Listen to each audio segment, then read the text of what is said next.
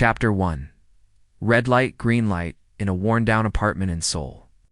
A man named Gi-hun is on the edge. He's broke, behind on child support, and living with his aging mother who still cooks for him despite her illness. A former factory worker turned gambler. Gi-hun dreams of giving his daughter a better life, but all he ever delivers are empty promises and iOS. On her birthday, he fails again. He has no gift, no plan, just desperation. That's when a mysterious, well-dressed man appears at the train station. He challenges Gi-hun to a simple children's game. Dokji. If Gi-hun wins, he earns 100,000 won. If he loses, he gets slapped. Gi-hun plays, he loses. Again and again. But eventually he wins. He walks away bruised and clutching a business card. A number, a triangle, a circle, a square. He's desperate for money. Gi-hun calls the number. A van picks him up, gasses him unconscious, and when he wakes up, he's in a massive dormitory with 455 others, all wearing numbered green tracksuits. Overhead, faceless guards in pink jumpsuits and geometric masks. They are told this. They will play 6 games. Win, and they take home 45.6 billion. Lose, and they will be eliminated.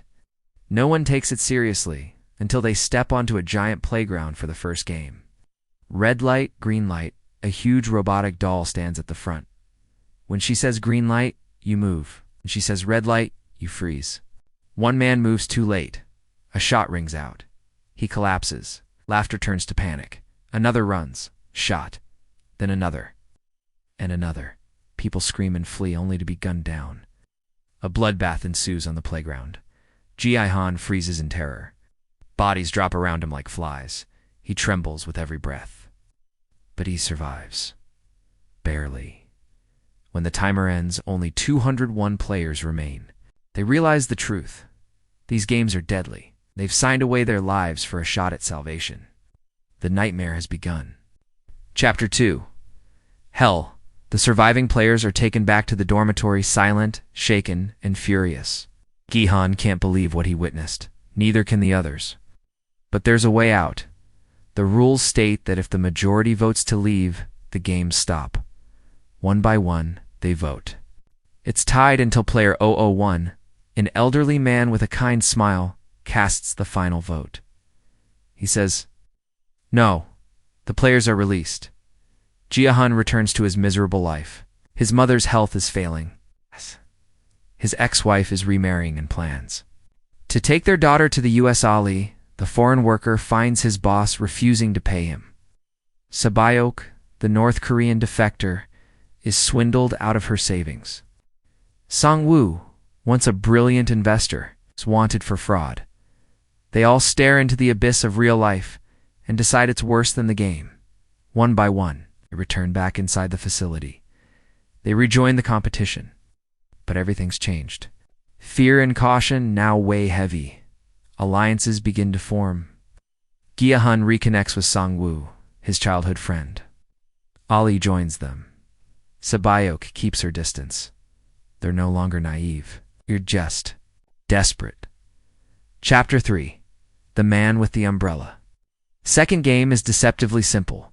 Each player is given a tin containing a honeycomb candy, known as dalgona. Inside it is a shape, a triangle, circle, star, or umbrella. The task?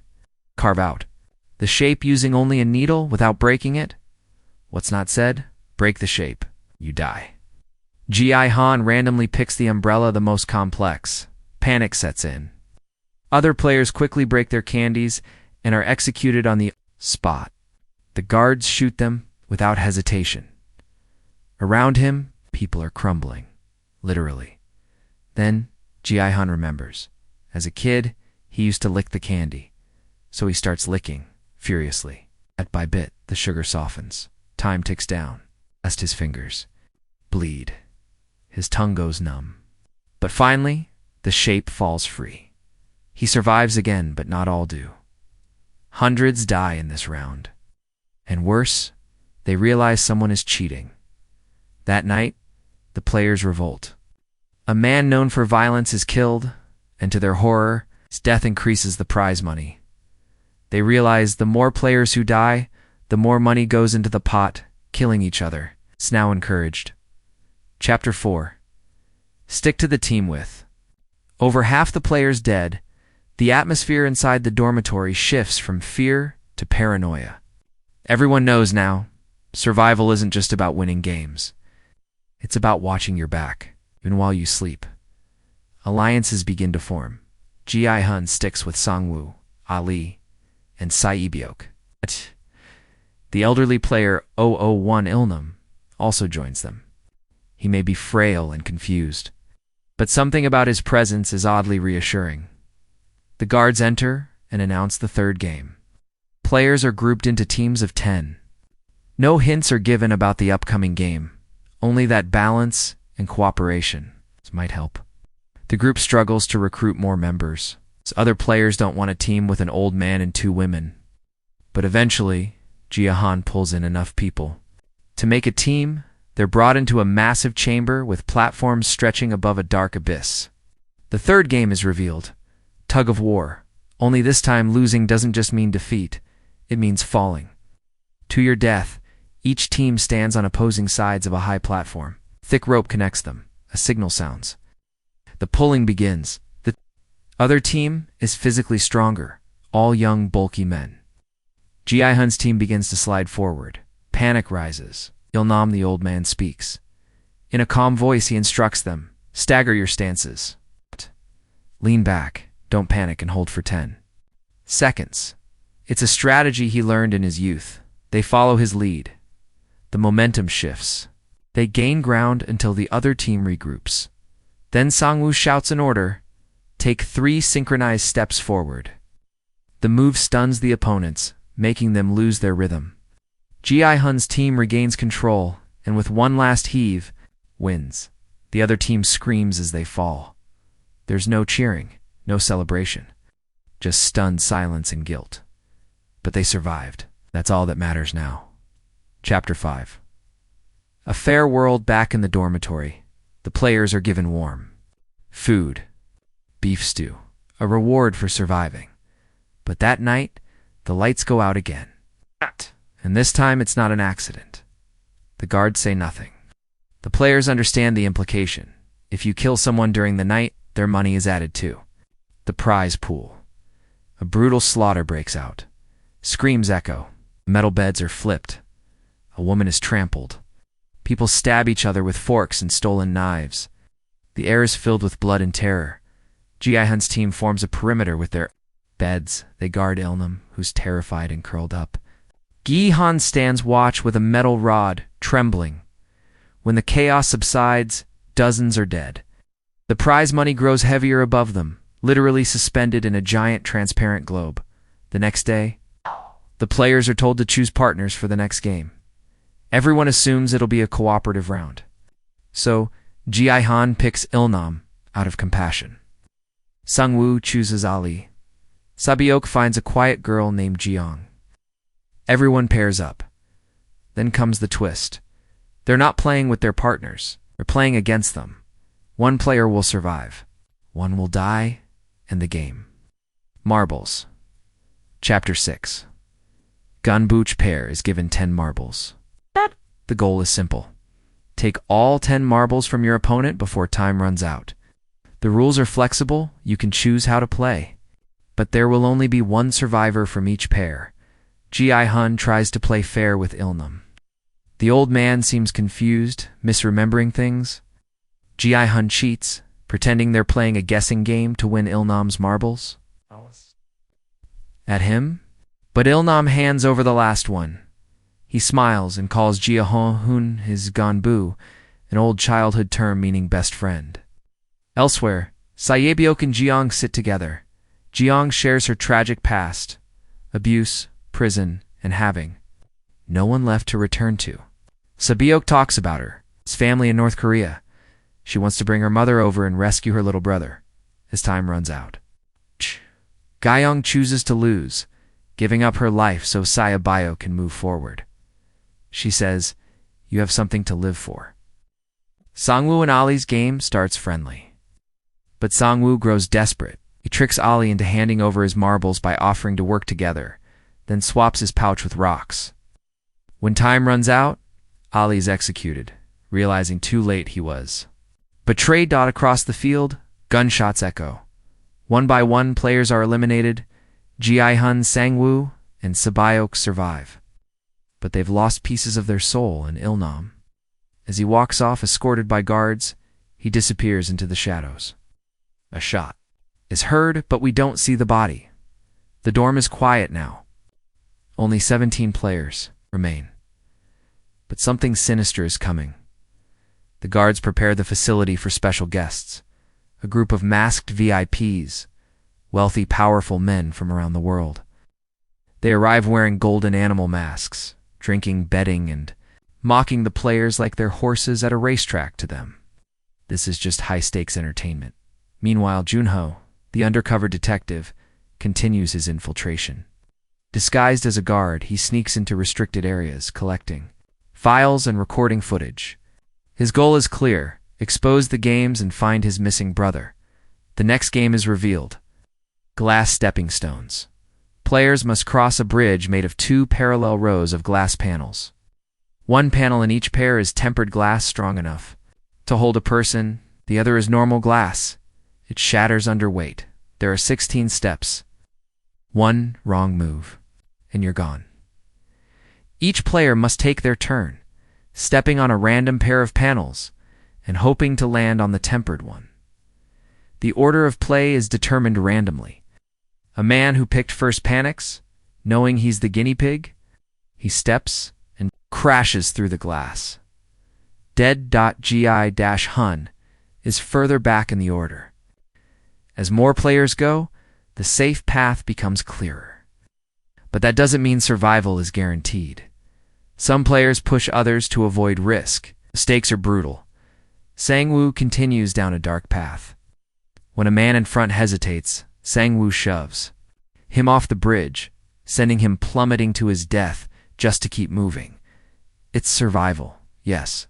But at what cost? Eventually, only 3 players make it across. Gi-hun, Sang-woo. But there's a cruel final twist. As they jump to the last tile, the entire bridge explodes behind them, shattering glass everywhere. Sharp shards slice into Sae-byeok's side. She's injured badly. Back in the dorm, the 3 finalists are served a luxury dinner. Steak, wine, real silverware. But once they're done, the plates are cleared and the knives are left behind. It's no longer just a game. It's war. It's war. Chapter 8. Frontman. That night, as Sae-byeok lies in bed, bleeding, Gi-hun tries to help. He pleads with the guards for a doctor. No one comes. He tells Sae-byeok they should refuse to play the final game and vote to end it. But he notices her slipping into unconsciousness. Then he hears a sound. Sang-woo has stabbed her. Gi-hun screams. Guards arrive, but it's too late. Sae-byeok is dead. Her dreams of freedom, family, a better life, vanish in an instant. Gi-hun kneels beside her, devastated. Meanwhile, Jun-ho has discovered the ultimate truth. The frontman is none other than his brother, Wang In-ho, the former winner of the Squid Game. He confronts him on a cliffside, gun drawn, demanding answers. But In-ho refuses to come quietly. He warns Jun-ho that no one can stop the games, that the world runs on cruelty, not justice.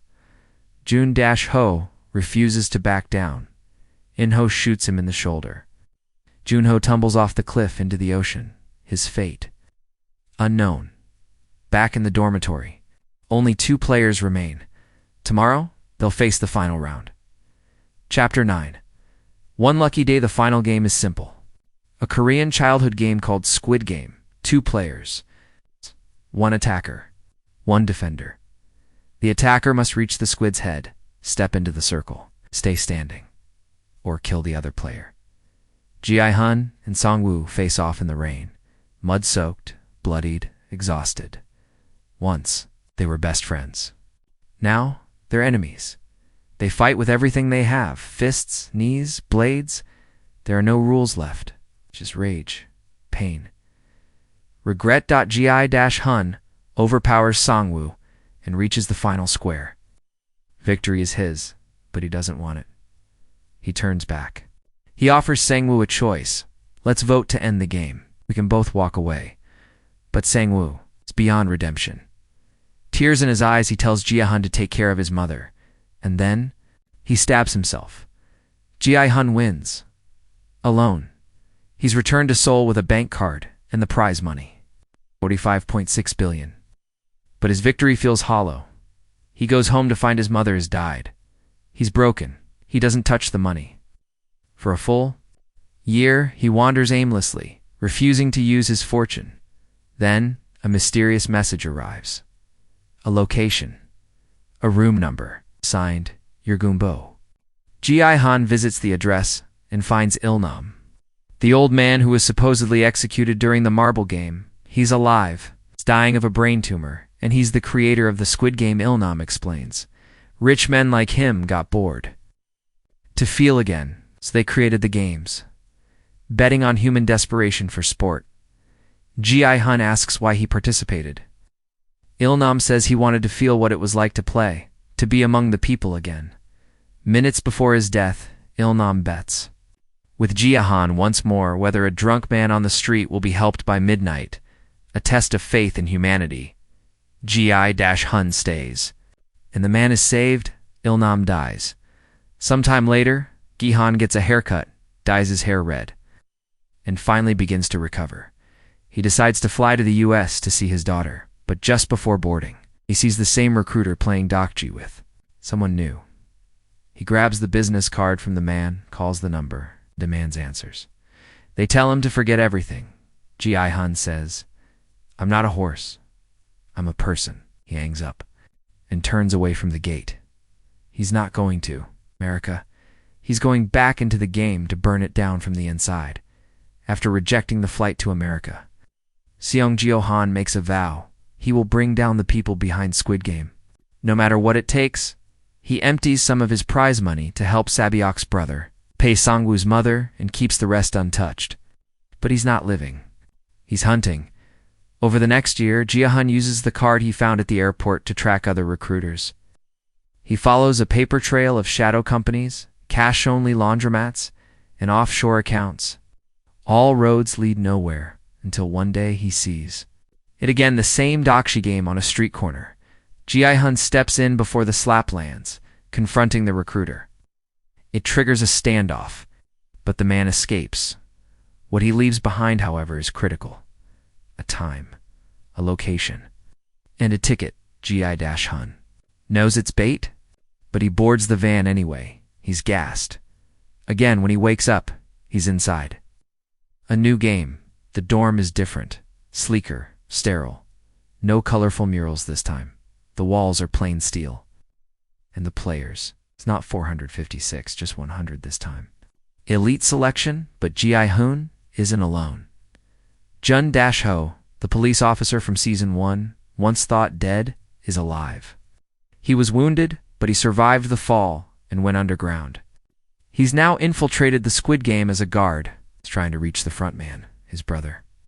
Another familiar face is Woo Seok, a former pink-suited guard who defected after Season 1's carnage. She's joined Gi-hun's mission to dismantle the system from within. The plan is simple. Infiltrate the game. Survive long enough. Find the front man. Expose the operation. But nothing about Squid Game is ever simple. Chapter 2. New blood. Familiar perils. The new batch of players aren't like before. There are no old men, no helpless immigrants. These contestants were handpicked, people who've been through past horrors. Ex-soldiers, hackers, runaway guards, whistleblowers. Even former players who escaped and were recaptured. Among them is Hyun-roo, a stoic ex-special forces operative haunted by war. There's Dae-ho, a con artist who once sold fake hospital treatments to the elderly. And then there's Jung Seok, a man who claims he entered willingly to avenge his brother, who died in the original game. Tensions rise quickly. The first game is announced. Players step into a massive white chamber, lined with mirrors. The game? Reverse red light, green light, but with a twist. The robotic doll now fakes commands. She says green light, but anyone who moves before her eyes actually turn green is shot. It's psychological warfare. Dozens die from false starts. Others freeze too long and miss the timer. Only 65 survive. The prize money is back, and so is the giant floating globe above them. But something's different. This time, no one is shocked by the deaths. Everyone came here expecting blood. The dorm feels more like a prison now. No murals, no bunks. Just cement slabs. Meals are smaller. Guards don't speak.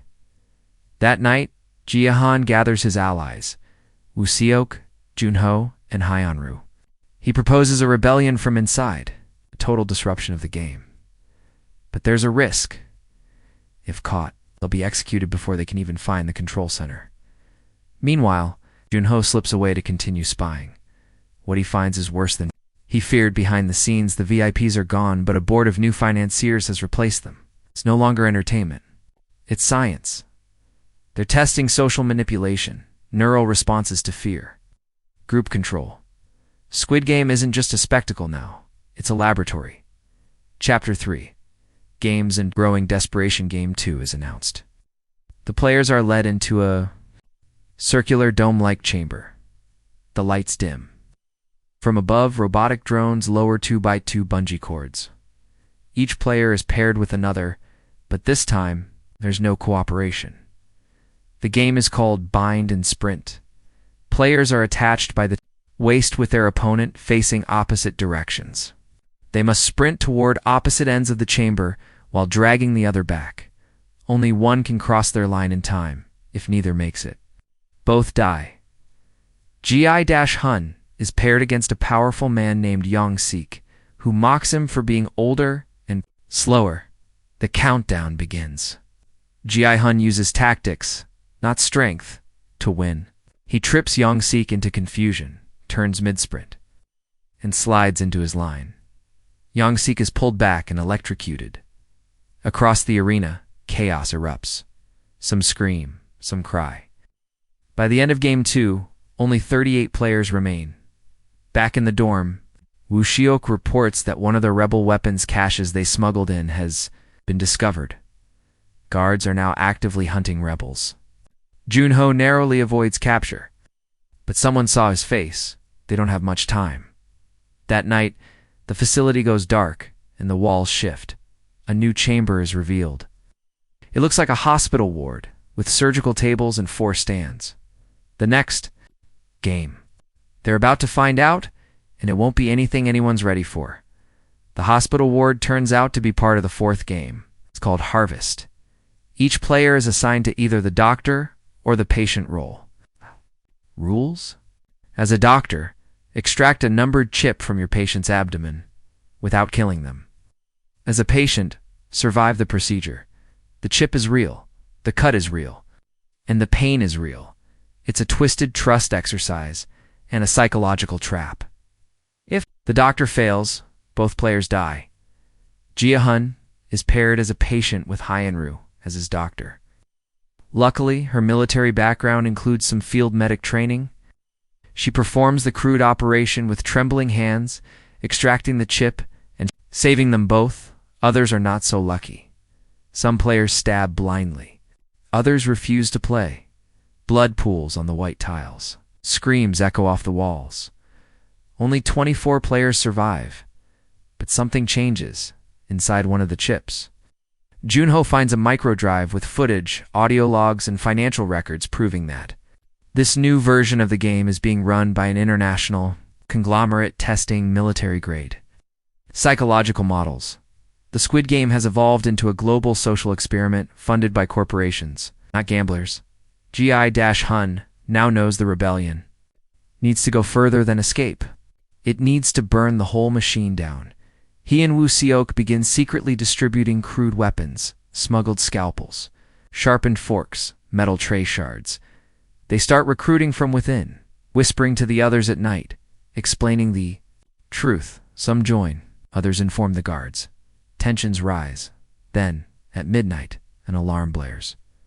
A traitor has revealed Jun-ho's identity. Now he's the most wanted man in the facility. Chapter 5. Revolt. The dorm goes into lockdown. Guards storm. The room. Sirens flash red. Jun-ho disappears. Int. Chapter 6. The betrayal. The survivors are led into a towering chamber with 3 massive connected towers. The game is called Ascension. Each player must climb their way to the top using narrow ledges and unstable ropes. Along the way, they're given choices: fight, cooperate, or sabotage. Whoever reaches the summit wins. Gi-hun and Hae-in team up. Dae-ho, the manipulative con artist, betrays others at every turn, cutting ropes, pushing climbers to their death. Jun-ho, chained but alive, is forced to watch from the control room. His brother, the original frontman, appears not dead, but very much in charge again. He tells Jun-ho, "You still don't get it. This isn't about survival, it's about surrender." As the players climb, rain begins to pour. Get slick. Gi-hun slips. Hae-in grabs his hand. For a second, it mirrors his moment with Sang-woo, but this time, he's saved. Finally, 3 players reach the top.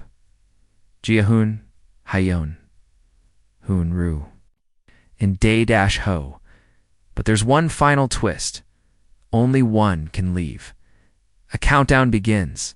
In 5 minutes, the tower will detonate. If no one jumps off with the escape key, all 3 die. Dae-ho lunges, but Gi-hun tackles him. In the struggle, Dae-ho stabs Hae-in. As she bleeds, she gives Gi-hun the key. "Finish this," she whispers. Gi-hun stumbles to the edge and jumps. The tower explodes behind him.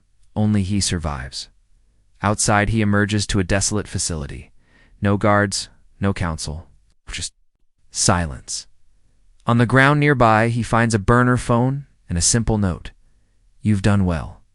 But you still don't understand who's watching." As helicopters approach in the distance, Gi-hun stares upward, bloodied and broken. The game is over, but the war isn't. Season 3, The Final End, Chapter 1. Gi-hun is extracted from the rubble by a private jet, not government agents, not rebels, but another organization entirely. He's cleaned up, stitched, and flown to an undisclosed city. From the window, skyscrapers stretch far above the clouds. The nightmare has gone global. In a cold glass room, he's greeted by a woman in a white suit. "The architect," she explains. "The Squid Game was never just a Korean experiment. It was phase 1 of something much larger. A decades-long experiment conducted in multiple countries, each with its own rules, games, and cultural twists. Gi-hun wasn't just a winner. He's now part of the data set, demands to be released." She smiles. "You're free," she says. "But know this, the games continue, with or without you." Before he can leave, he sees something on the wall, a screen showing a new game starting. This time, it's in Paris. Chapter 2. Globalized deathmatch news breaks worldwide in leaked footage in bits and pieces. Whistleblowers upload files showing brutal scenes from multiple countries. Games in Brazil, Germany, Egypt, Canada, each one different, but each one designed to kill, control, and record. Public outcry explodes, but nothing happens. Powerful institutions, media outlets, and governments are either complicit or terrified. Meanwhile, Gi-hun finds himself in Morocco, where he connects with a network called The Last Move, a rogue group of former players. Rebel guards and hackers dedicated to ending the games. They include Nura, a blind Egyptian woman who won her country's game using echolocation. Rice, a German engineer who escaped mid-game and dismantled part of his facility. And Jin, a former guard from the Canadian rounds who now sabotages games worldwide. Gi-hun becomes a symbol, the man who won and came back to fight. Their next mission: infiltrate the largest game yet, the Omega Round, a pan-national all-star finale bringing together winners and surviving rebels. And yes, the frontman is hosting it. He never died. It's been orchestrating the convergence. Chapter 3. The Omega Invitation. The team forges identities and hacks their way into the Omega Round. Set on a man-made island in the Pacific, The facility is 10x the size of the Korean Games. Drones fly overhead. Hundreds of masked staff patrol. Hundreds of players arrive. Veterans, champions, and fresh faces. Among them, Nura, Rice, Jin, and Gi-hun. The first game? Players are dropped into a maze with flashing tiles. Explode, others drop floors. But this time, there are no visual clues, the trick. Each tile is paired with a thought-based scanner, measuring brain activity. Players who hesitate too long trigger the trap. It's a game designed for emotional control. Gi-hun keeps moving calm. It's focused watching others panic and fall. Rice calculates patterns. Nura uses sound. Jin uses insider knowledge. After 30 minutes, only 20 players remain. They pass into the next chamber. And it's different from anything before. There are no guards. It's just chairs and cameras. The architect appears on a screen. She says, "Congratulations. You've survived by instinct, calculation, and courage. Now, can you survive yourselves?" The doors lock. In front of them is one final rule. Only one leaves, eh? Red light flashes and the countdown begins again. Chapter 4. The final twist. The players stare at one another. 20 survivors. One exit. No rules. Just a room, cameras, and fear. The architect's voice echoes again. You may leave only when 19 have fallen. There is no game this time. You are the game. Chaos erupts. Some players lunge immediately. Others retreat to corners, trying to strategize. The scene becomes a storm of whispered alliances, sudden violence. In moral collapse, Gi-hun tries to stop the bloodshed, shouting that this isn't a game anymore, it's a trap. What? But no one listens. Fear trumps logic. Nura is wounded protecting a child contestant who snuck in. Rice triggers a panic alarm to try and freeze the system. But nothing stops. One by one, players die. As it narrows to the last 5, it becomes clear. This was never meant to have a winner. It's a social algorithm test. A trial to see what lengths humans will go to when all systems of morality are removed. Jin. The X-Guard hacks the control panel in the wall while the others keep watch. Alarms flare. Lights flicker. He manages to unlock the failsafe. But at a cost. He's shot by an automated turret while pulling the lever. The wall opens. A way out. Only 4 players remain. Gi-hun, Nura, Rice, and a silent man no one knows. Make a run for it. The architect watches calmly from a room. Above her eyes fixed on Gi-hun, she whispers, "Let's see what kind of man you truly are." Chapter 5. The architect, they emerge into a high tower, the central spire of the island. From its top floor, they see everything. The ocean, the hidden docks, the endless maze of cameras. They're met by a dozen armed staff. Of executing them, the guards kneel. The architect appears in person for the first time. She walks slowly, composed, powerful. She tells them the truth. There is no global government. There's no council, no front man anymore. I am the game, and this is my final test.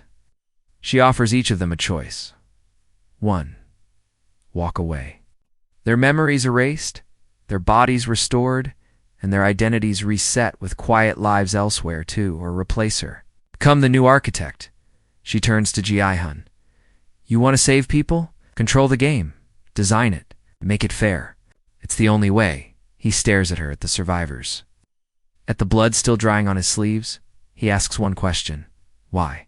She responds, because fairness is an illusion, but control is real, and people crave it. Gi-hun lowers his head, then he raises his eyes and says, "You're wrong." Chapter 6. The end or the beginning. Yona activates. Begins. Override code dot. It's a full system purge. The towers begin collapsing.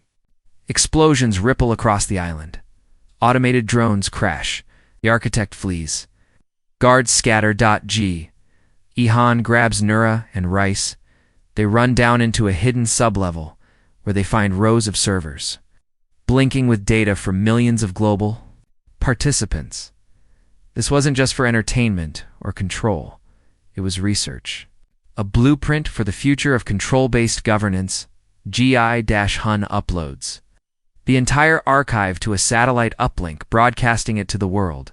The truth can't be buried now, as they escape on a stolen boat. The island behind them burns, a black silhouette against rising sun. Later, the world reels. News channels explode with coverage. Mass arrests begin. Countries disband intelligence groups.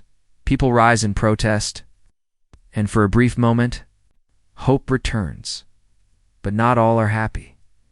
In the shadows, somewhere in Zurich, a group of unknown individuals receives the data leak. One speaks into a headset. Initiate fallback program. Omega failed. Beta will begin. Final scene, Gi-hun's. Choice months later, Gi-hun sits on a park bench in Seoul. He watches children play real games. Real laughter, no blood. Nura teaches at a school for orphans. Rice works with NGOs to trace other game sites, but Gi-hun still feels the weight. A stranger sits beside him. He slides a card into Gi-hun's hand. Triangle, circle, square, you're invited. The man says, this time you build it. Gi-hun looks at the card, he stands and walks away. The game ends. But the choice is eternal.